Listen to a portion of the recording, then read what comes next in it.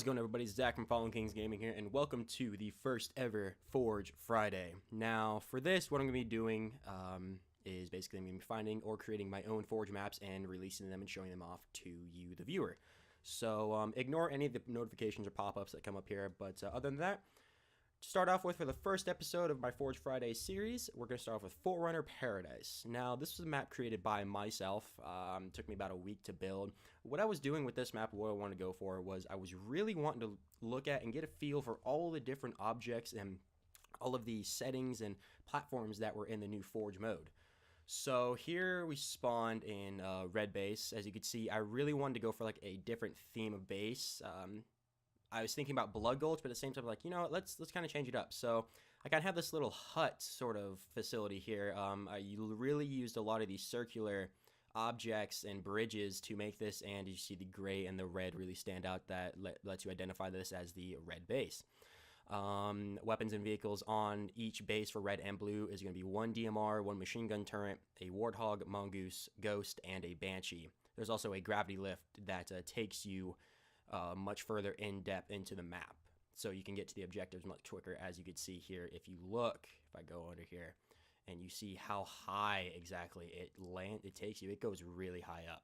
So anyway, I'm actually just, let me get up here real quick and basically get an overview of the whole map for you. Oh, don't want to die there, but this is how big the map is. I really didn't block anything off with Appline because I wanted to kind of make Appline into just a whole nother building. So first, I think what we're going to do is we're going to kind of go off to the right here, show some of the smaller features, and then we're going to go kind of around and then get the middle, all the good chunk parts.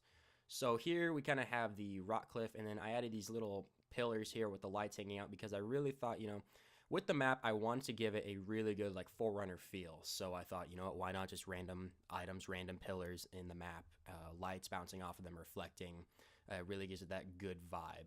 And then over here, it's probably one of my favorite parts. Still haven't really finished with the details yet, but I really played around with the breakout force fields, and this came up in my mind. So this is, you could say, a custom light bridge. And then I'll show you here what it's made out of. Like I said, I still need to go into detail with it, but what it is there's these 32 by 32 energy barriers, and I just laid them all along here. And to get that blue laminate light that really reflects off the barrier, to really bring out the detail in the light bridge, I put in these invisible lights, and they kind of, the property of it, the color, it kind of gets a good, really dark blue tint color that really goes off. And then with these, they're gray with a lighter blue going back and forth to make it look like they're sort of like the generators that go for the map. So the light bridge was probably one of the last things I entered into the map to kind of give it that good, you know, because I saw this gap and I thought maybe I could put a building here, but instead I go, you know what, let's put something cool. And also at the bottom here, if you just come down this little crevice or this canyon, I have a little rock pathway that goes up onto the other side. So yeah, now we're going to move on to one of the larger structures within the building. Now with this one, I took a lot of ideas off of the cartographer level from Halo Combat Evolved, and I really wanted to add a building in because those are probably some of the coolest buildings. And then also slowly off to the middle of it, there is one of these pylons. And this is for the Stronghold game. There are 5 of these pylons scattered throughout the map, and the objective is for either red team or blue team to capture and hold all of the pylons. I did a little bit of gameplay. However, the light map, as you can see at the bottom there, it's at 135%, so I need to kind of bring that down to 100% in order to make it to where they don't lag out. But there's a lot of static trees. All of this, as you see, the stuff that lights up are just hills that I added into the side of the map to really give it that feeling that, you know, there's a building stuck and it's built inside of the cliff there, the giant rock canvas. And then up here, I just kind of have these 3 rings kind of sticking out with a teleporter frame, sticking out of it to give it that blue, kind of make it feel like these rings are being held up by some sort of gravitational generator. And so we'll go back into human mode here, and we'll go up the hill. The hill is slightly steep on some sides, but I kind of added the trees. And I really like how they finally added roots of the trees because it gives it that nice effect that this tree was naturally growing here but in order to support itself, it had to grow out roots down here. So I really like that effect that 343 added in. And for easy airway access of getting up here, I added these ramps. As you see, it's quite large. The view is amazing. You can see blue base down there, and we'll get to that here in a second. It's really nothing different. But this is probably my favorite part that I've made, the entryway, and then when you walk in, there's this awesome hologram frame with the Prophet of Regret on it. And what this is made of is I have these 4x16x4 trapezoids, and I have 2 of them, and they're crossed like this in sort of like a cross motion.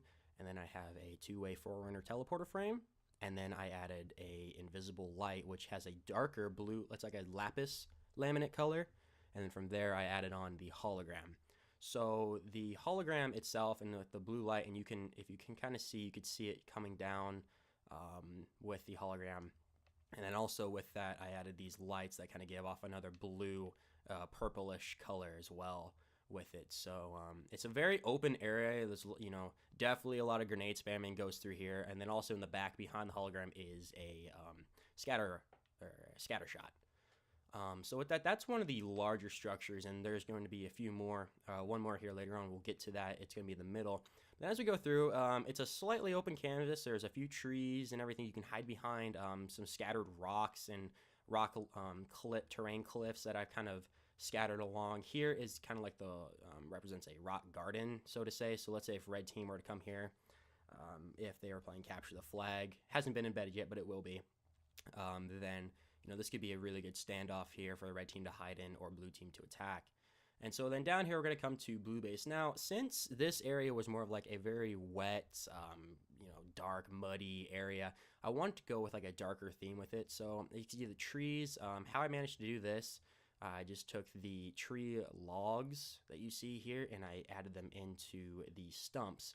And I made them straight up, and I kind of angled them to fit in and make it look like, these trees had been cut down or burned or something of that matter. And then I just have a bunch of static tree logs kind of lying around, showing that, maybe somebody cut them down or anything like that. And then a bunch of different rock arrangements that really go along with the side. And so here is going to be blue base. Again, same amount of weapons, same amount of vehicles.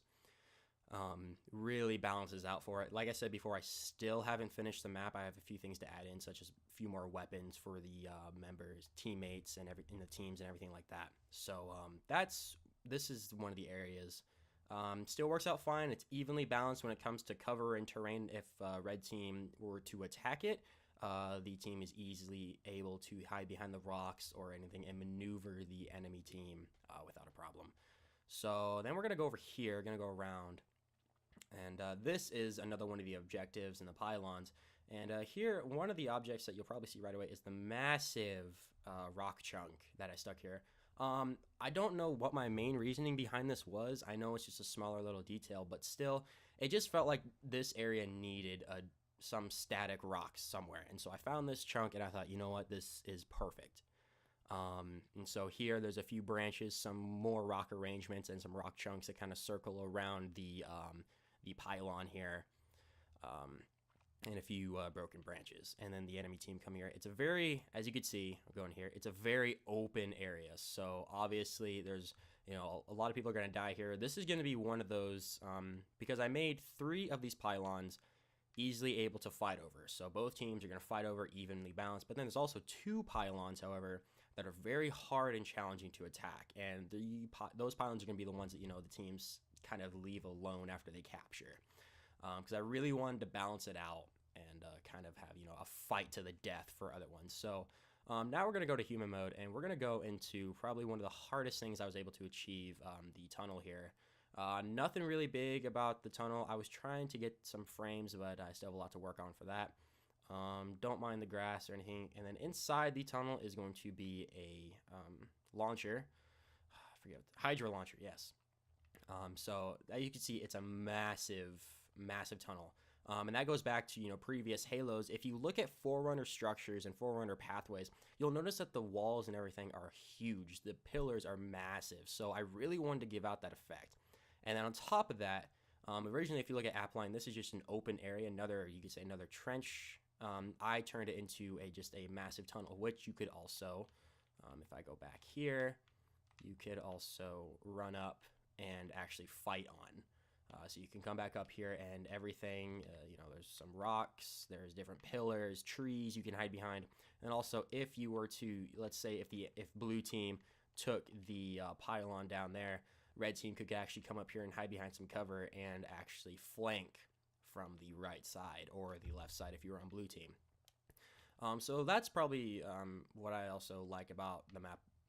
Probably one of my favorite parts about my creation here is just the just getting involved with the detail and really working with the terrain. It was a lot of fun. So, okay, now we're going to get on to some of the good parts, such as the main structure here, which is probably what you guys are wanting to see. So this took me a while to actually figure out. I went through a lot of concept art from Halo Combat Evolved.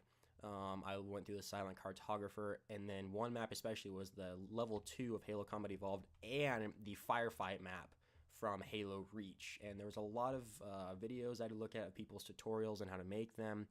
But overall, I was really proud of what came out of it. This is, what you'd see in a lot of Forerunner areas. Just the massive towering structures. So we'll go up these. There's 2 ramps, one on each side, so blue team has easy access here, while on the other side red team does. And then I have a few pieces of cover here, so if anybody tries to flank, you can take cover behind. And also there's an incineration cannon behind the building here. And as we move forward, at the front on both sides, so for red and blue, there are the splinter turrets here. And these will really allow for you to suppress the enemy if they come to you. I played around with these with some friends, and they really do the job, especially if they're capturing any of the pylons in the middle here. These splinter turrets really mess up those pylons and anybody inside of them. They cause a lot of damage. And so then there's another one right over here. Does about the same. And so when you just look at the middle of the map here, you notice that the structure itself is on the highest point of the map. That is what I was going for. This was actually the first structure I put on this map when I started it, because this is going to be my layout. This is going to be my building that, I chose to decide, okay, what's going to go where, how am I going to make it, and what am I going to add inside of it. So, and then on the top here, there is a sound effect. It's a Forerunner sound, if I can get on it here. There we go. It's a Forerunner. It's a texture. These textures are really handy. So if you're wanting to do like a horror map or, a Forerunner map like this, then these are really going to come in handy. And each of the pylons have their own different sound effect as well. And then also I was trying to do something with the gravity man cannons here, the Forerunner ones, trying to make it shoot up. And it's also got that blue laminate light as well that kind of reflects the color and gives it that laminate feeling that, something is about to shoot up into the sky like these structures do. Like I said, I don't exactly know what the name of these structures are. All I know is they are amazing. I love the look of them, the architectural design. They're fantastic.